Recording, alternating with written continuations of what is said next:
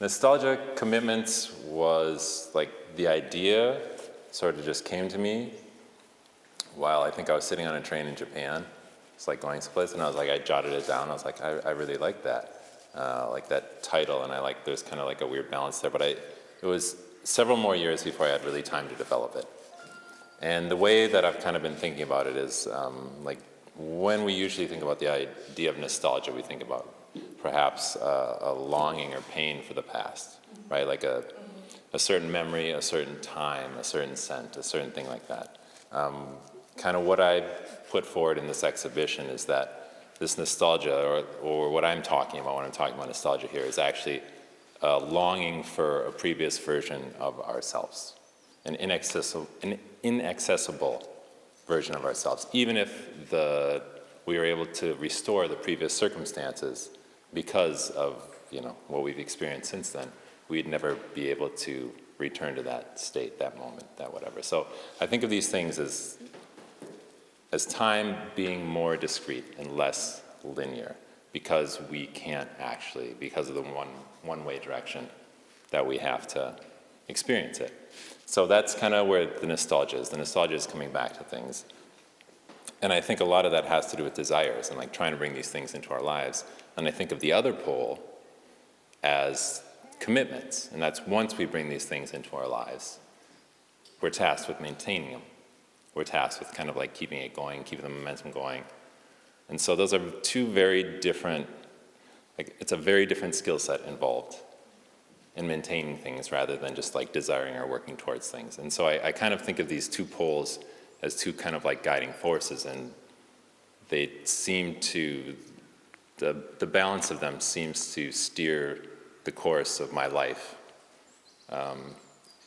in a big way.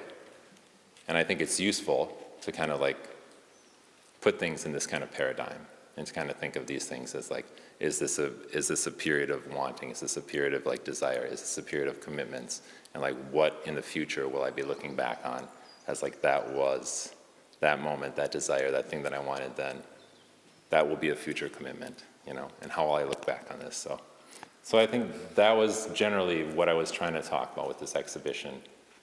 And how that's kind of like shown up in process is you'll see these things were taken primarily as like one exposure, but with multiple flashes of light.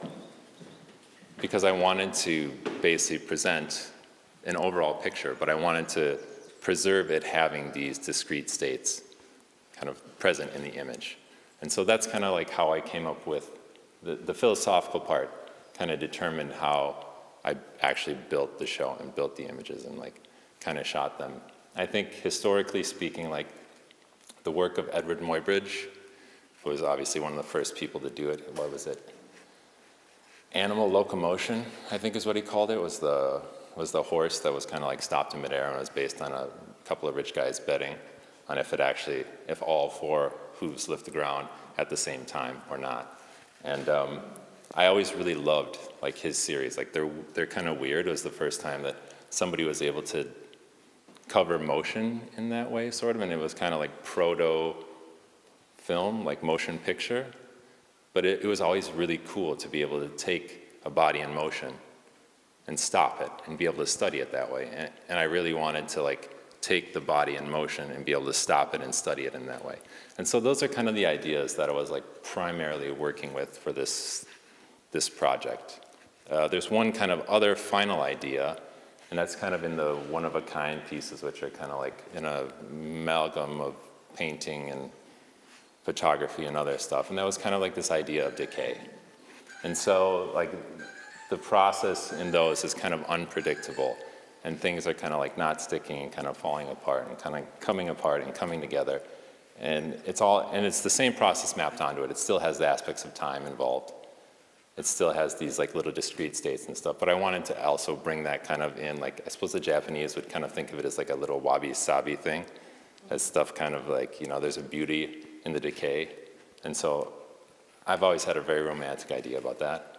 And so I wanted to, I wanted a lot for the show, but I wanted to bring that kind of into the discussion as well.